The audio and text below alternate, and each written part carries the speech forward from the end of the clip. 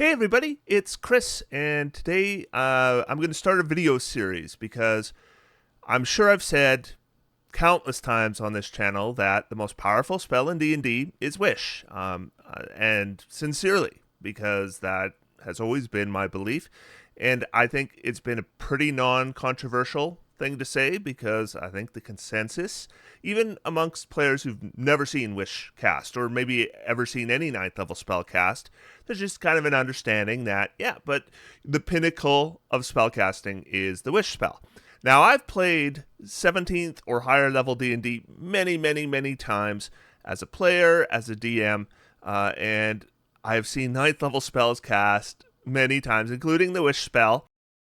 And I have started to not be so sure that Wish is the most powerful spell in the game. In fact, I've started to really doubt it's the most powerful spell in the game. I think it is a contender for sure, but I kind of think there might be three spells that might be more powerful than Wish. And I've recently been thinking about which of those spells is actually the most powerful spell in D&D, or was I wrong and was it Wish all along? So what I want to do is 4 video series where I'm going to analyze and try to figure out what the most powerful spell in D&D is. So I want to do one dedicated video for each of those spells and then draw a conclusion. And my final conclusion will, of course, be an opinion, and your opinion might vary from mine.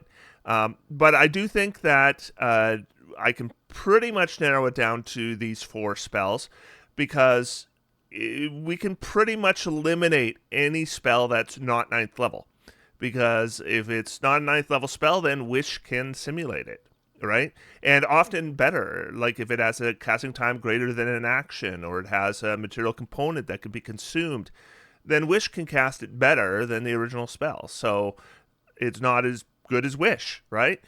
So today we're going to not be looking at Wish. We're going to go for the first of the contenders for spells that might be better than Wish. And we're going to talk about Prismatic Wall. Doesn't get talked about enough, this spell. It is only available to bards and wizards. And just remember that any spell that's available to wizards with 9th level spells is also available to bards. However, if you get something like a scroll or something like that, a bard won't be able to cast a wizard spell unless they have it prepared. Otherwise, it's not treated as a bard spell for them. That's not how Magical Secrets works. There is an advantage to a bard to have Prismatic Wall on their list, because it means if they don't have it prepared, but they get a Prismatic Wall scroll, they can still potentially cast it. So let's look at Prismatic Wall. I have seen this spell in play a lot, and it is really dramatic what it can do. And when I talk about the most damaging spells in the game, you might immediately think of spells like Meteor Swarm. And reasonably so, it's the 9th level blast spell. Prismatic Wall can outdamage Meteor Swarm, at least against a single target, by a ton. Just an absolute ton. And there's not much the enemy can do about it. So we're going to go through this spell and break it down. And then I'm going to show you on a battle map some things that I have seen with Prismatic Wall that partially solidifies my view that it's probably more powerful than the Wish spell, and might be the most powerful spell in D&D. So first thing to note is you cast Prismatic Wall, it is an action, and it's going to last for 10 minutes, and there is no concentration. And when I say it's going to last for 10 minutes, I mean you're not going to get rid of it. Your anti-magic doesn't work on it. Dispel magic can potentially have some effect on it, but probably not. And it's going to require a whole bunch of setup to have Dispel Magic do anything to it at all. And we'll get into that as well. But when we create a Prismatic Wall, we can choose either a wall that's 90 feet long and 30 feet high and 1 inch thick, or you can do it as a globe with a 30-foot diameter. It's still 1 inch thick. Now, when we say globe, of course, we mean a sphere. And the way that area of effect works is if you're standing on the ground and then you cast Prismatic Wall and you create a sphere, Then you choose the center of the effect, and then the sphere appears around the effect, and it won't go through full cover. So if you are inside a prismatic wall, standing on the ground, you're going to have kind of a dome over top of you, but if something can burrow underneath, it is not going to encounter the wall. The spell says it cannot be positioned in a space that is occupied by a creature, so you have to choose somewhere unoccupied. And it is going to shed bright light for 100 feet and dim light for another 100 feet. And you and creatures you designate can pass through the wall or be near the wall without any harm.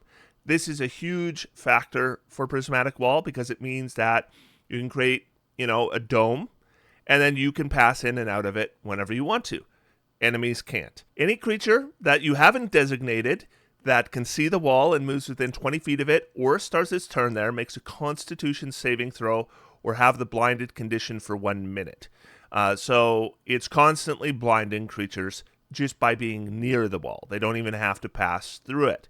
When a creature reaches into or passes through the wall, it does so 1 layer at a time through all the layers. And I'm going to highlight this. So there it is. Almost every other spell in D&D that has this kind of effect would say the first time on a turn when a creature reaches into or passes through the wall, it does so 1 layer at a time through all the layers, indicating that it can only be affected once per turn. Often maybe multiple times in a round, but once on a turn. That is missing here. Another spell that comes to mind is Spike Growth. Spike Growth is like that, where if you move 5 feet through a spike growth, you take 2d4 damage, but not the first time on a turn you pass through it. And that allows for certain kinds of exploits where you can make a creature pass through spike growth a lot, right? And I've done builds and videos covering this, that you can have spike growth do, over 1,000 points of damage in a turn if you really build around it. It requires teamwork for sure, but it can just do incredible amounts of damage that can pretty much take out anything in the game. And that's just because it's missing that segment where it limits the amount of damage you can take from the spell in 1 turn. Prismatic Wall is also missing that wording, except Prismatic Wall is not doing 2d4 points of damage when you go through it. It's doing over 100 points of damage when you go through it. So just imagine what can be done with spike growth and multiply it by 20, and you'll start to see the potential of this spell. The wonderful thing about playing with players who are using Prismatic Wall is with spike growth, like I said, you can really build around it. Prismatic Wall, you don't really need to build around it because you don't need to drag something through the wall 100 times to destroy it. 100 times is going to overkill everything in the game. You only need to, even the most tough creatures in the game, you only need to throw them through the wall a few times, and they're going to be done for.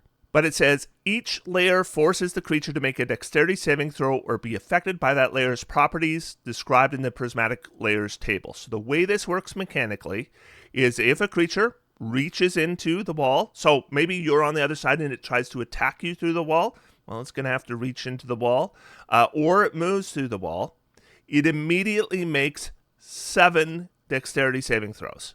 So you're not saving once when you move through Prismatic Wall. You're saving over and over and over and over again. So 1 pass through it, 7 dexterity saving throws. Now, just imagine this can really bog things, like it's time consuming. And I've been through this many times where, a creature gets pushed through the wall, 7 dexterity saving throws, then they get pushed through the wall, 7 more dexterity saving throws, working through each layer at a time. It is a time-consuming spell, but there's no denying the impact of how powerful it becomes. Now, it tells you here the wall, which has an armor class of 10, no hit points, though. There's no hit points to this wall, though certain amounts of certain kinds of damage will destroy certain layers.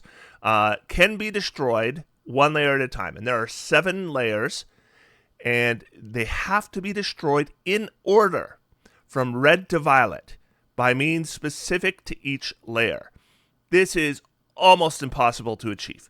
They might take down the first layer of your prismatic wall, maybe, but they're not going to take down all 7 layers of the prismatic wall, which means prismatic wall is just almost impossible to take down. And when I discussed earlier how to dispel magic might do something to a wall, one of the layers is destroyed by dispel magic, but it's one of the later layers, so you're just likely never going to get there. And then it says if a layer is destroyed, it's gone for the duration, but the rest of the layers remain, and anti-magic field has no effect on the wall, and dispel magic can only affect the violet layer. All right, so that is the base text of the spell. Let's look at the layers. Now, I realize the text is pretty small. This is as big as I can make it and have it on the screen, but I'm going to go through them. So the first layer that a creature will encounter when they reach through the wall, or the first layer that you need to destroy if you want to destroy layers, is the red layer.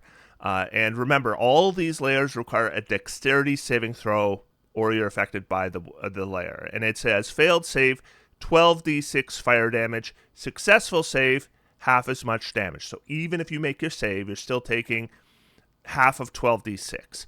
And then it says additional effects. Non-magical range attacks can't pass through this layer, which is destroyed if it takes at least 25 cold damage. So what this means is creatures on the other side of the wall are protected from any non-magical range attacks, but to destroy this layer, you need to be able to do 25 points of cold damage. And this layer is the only layer you can destroy without destroying any of the other layers. Then we have the second layer, which is the orange layer. Failed save, 12d6 acid damage. All right, so we're starting to change our damage types.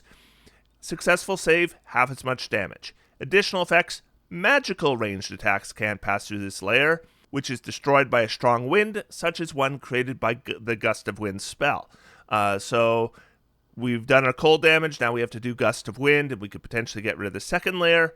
Otherwise, it's blocking all magical range attacks, and another 12d6 damage of a different damage type. Then we have the third layer, yellow. Failed save, 12d6 lightning damage. Successful save, half as much damage. Additional effects, the layer is destroyed if it takes at least 60 force damage. This is the first one that, even if you do the right damage type, it's not so easy to take down, because 60 points of force damage is a fair amount. And another 12d6 damage, so we're up to 36d6 damage so far, just by touching the wall once. Fourth layer, green. Failed save, 12d6 poison damage. Successful save, half as much damage. Additional effects, a pass wall spell, or another spell of equal or greater level that can open a portal on a solid surface destroys this layer. Not so easy. The number of creatures in the game that can cast pass wall, I can't think of a single one, to be honest. Not one. But that doesn't mean, of course, that your DM hasn't created something that can cast pass wall. But it's probably not getting this far, right? It's probably not taking down the red, the orange, the yellow, and now it's on to the green.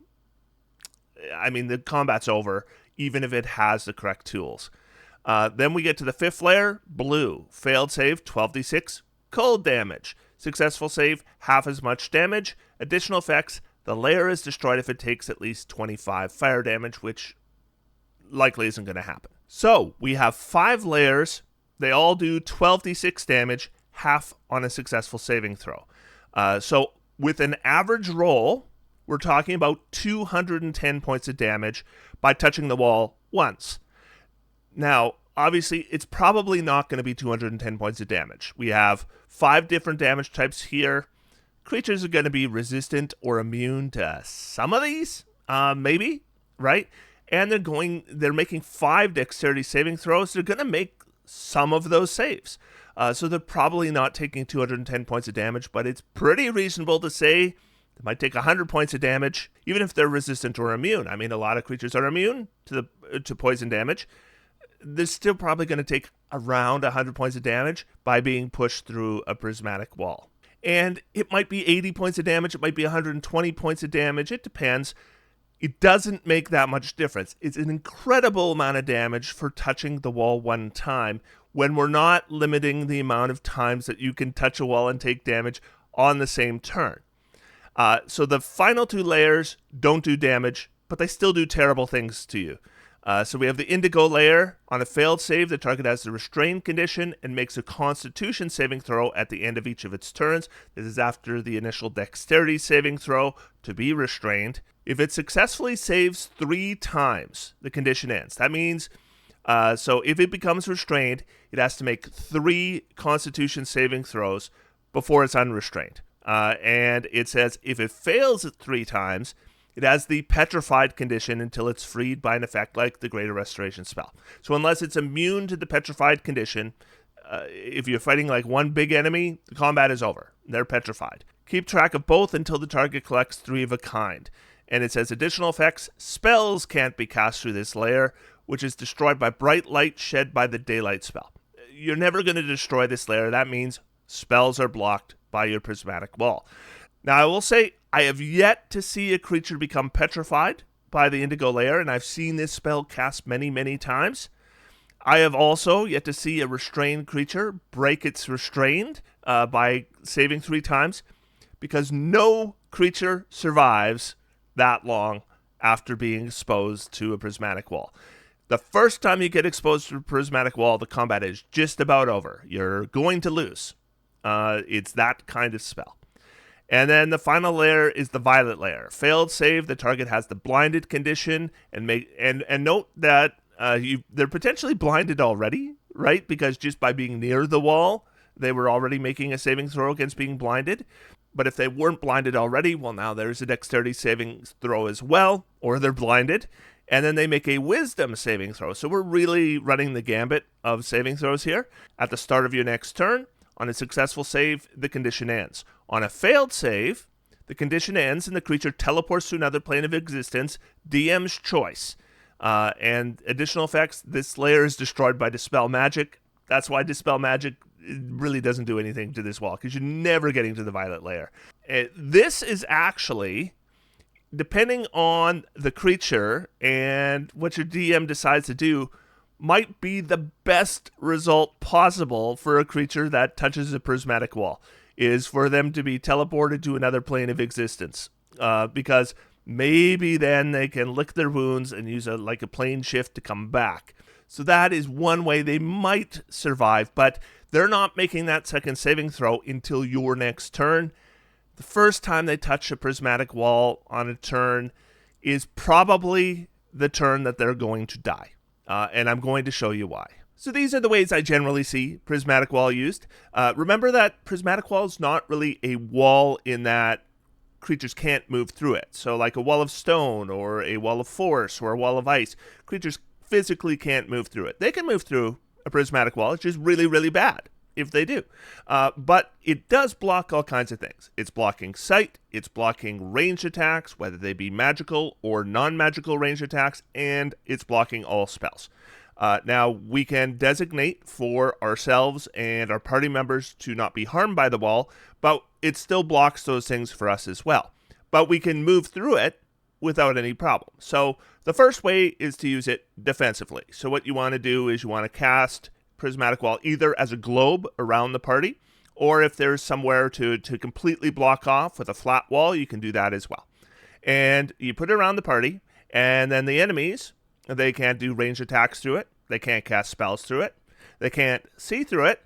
So if they want to hurt the party, they either need to be able to burrow, right? So they can burrow underneath and come back like up down the middle, or teleport without sight.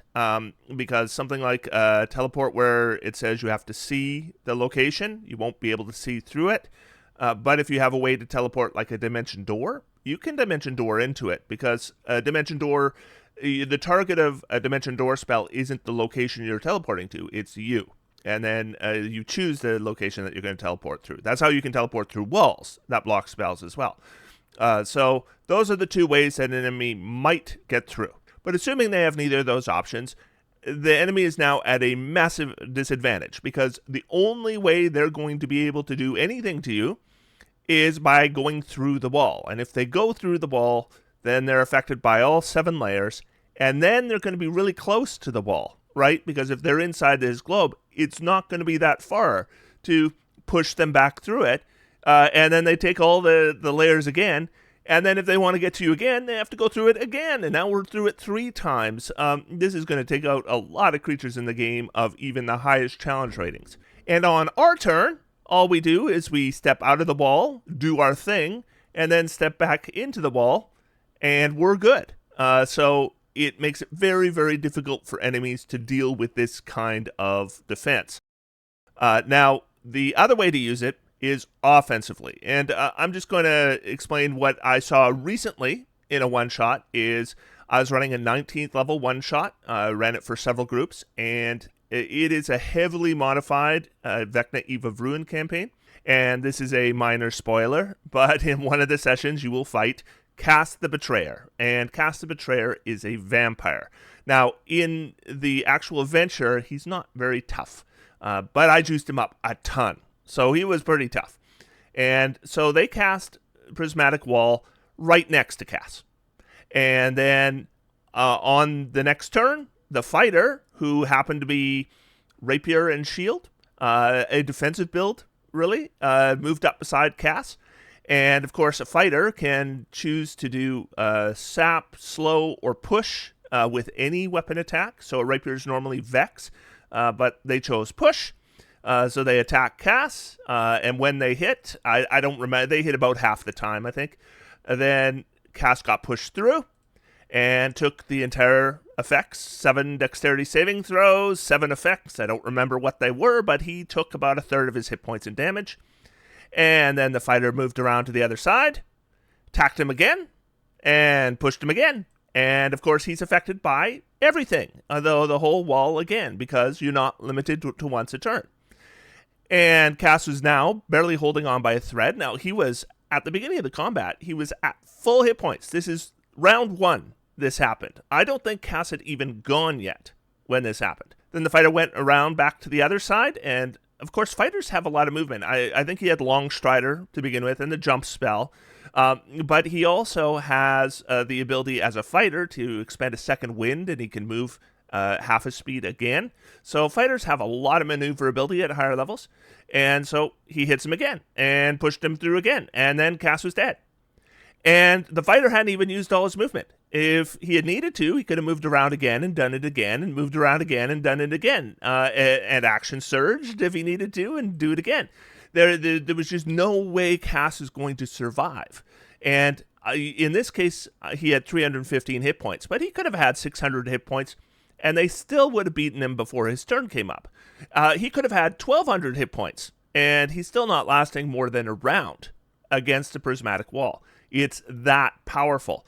And that's why I said that Prismatic Wall does more damage than a Meteor Swarm, because Meteor Swarm does 40d6 damage.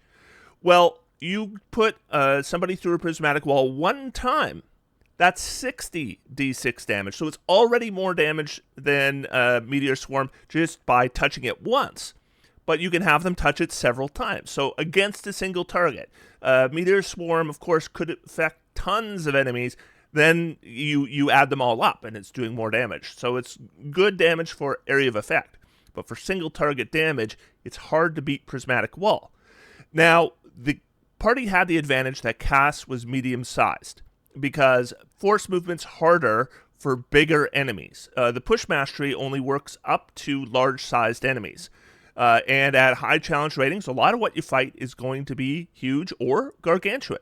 So if you're fighting Mr. Tarrasque here, it's a little tougher. Now, one nice thing is the Tarrasque is going to have to go through the wall or reach through the wall to attack anyone. So if you just plant yourselves, right at the edge of the wall, so it has to reach through the wall to attack you, then every time it attacks, what does it attack? 5 times on a turn?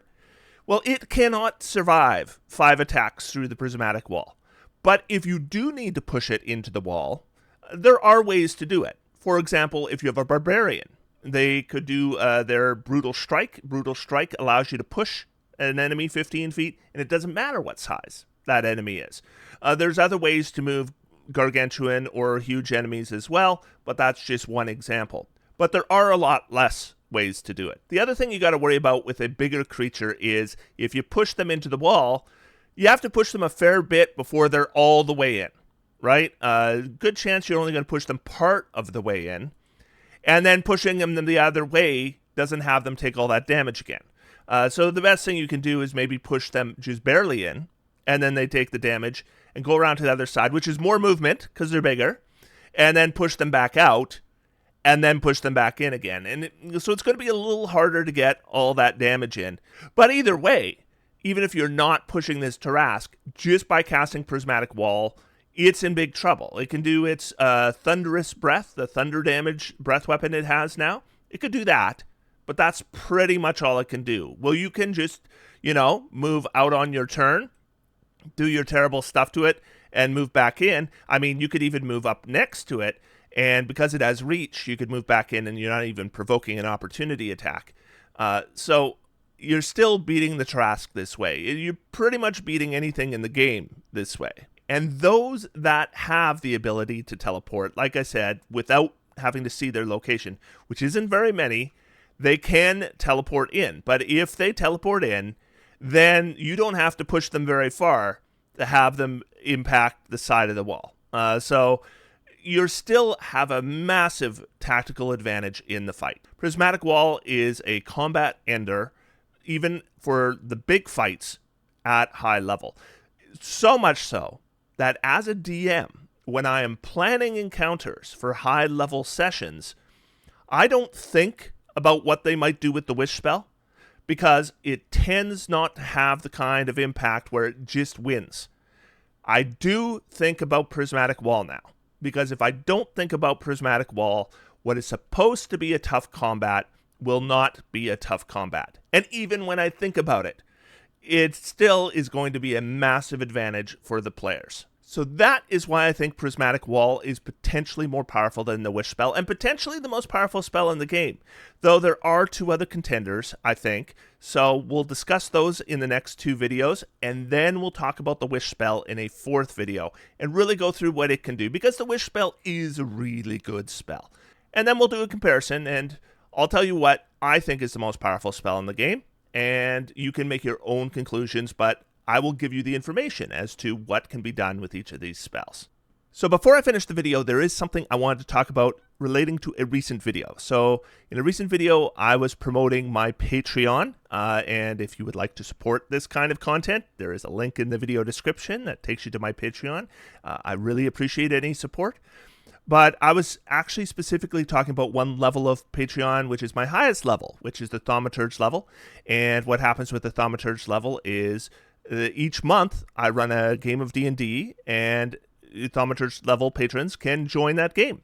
And so they can play D&D where I'm running every month. And I generally will run a campaign, usually heavily modified, and we go from low level right up to level 20. And then we start again with a different campaign. And that's happening again very soon. In October, I'm starting a new campaign. And I had a couple messages asking, because Thaumaturge level is usually full. I cap it at 40. Do I know when there will be an opening? And I don't, because occasionally Thaumaturge level patrons will cancel or downgrade, and then there's an opening, and then it's filled up right away, usually before I ever know that that opening existed. So there isn't, but I've come up with another way that if you want to join at Thaumaturge level, you can. So this is how you would do it. I have my second highest level support is the Archmage tier. It's $25 a month.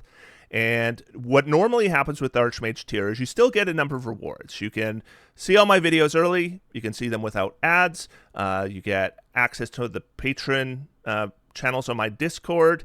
And Archmage level patrons will run games. They might run D&D. They might run Pathfinder. They might run Draw Steel. They might run Daggerheart or anything else.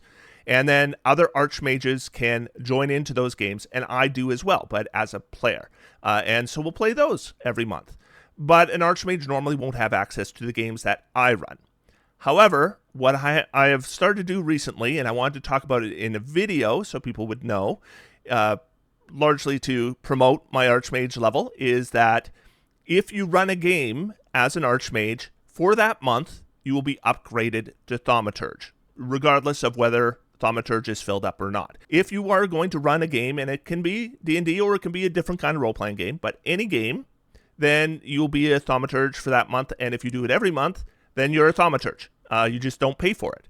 And so I wanted to mention that So if you have been frustrated trying to join my Thaumaturge level tier, be aware that if you're willing to run some games, you can join Thaumaturge anyways. Just join Archmage level. And what I'd like to do at this time is thank my current Archmage level patrons. So thank you to Shura, Akshat Harit, Astonish, Awesome Face, B.A. Sokol, BG4711, Biney, Callum Costello, Christophe, Condor, Cinnamon, Dash Panther, David W. Skibbins, Eric H., Eleanor, Homowa, Ido, Isaac Leister, Jacob Yent, James Thomas, JB, Jeremy Brown, Joe Younger, Jonathan Lexi, Justice Valdez, K.Che Aurelio, Kevin Casey, Crosidian, Quath, Migish, Michael Michelle, Reichenstahl, St. Vidar, Stephen Edmondson, Stoss, TUM, The Algorithm, and Trevor. Thank you so much for your support. And until next time, I am going to sit back, relax, and have some fun. D&D is for everyone. Thanks, everybody. Talk to you soon.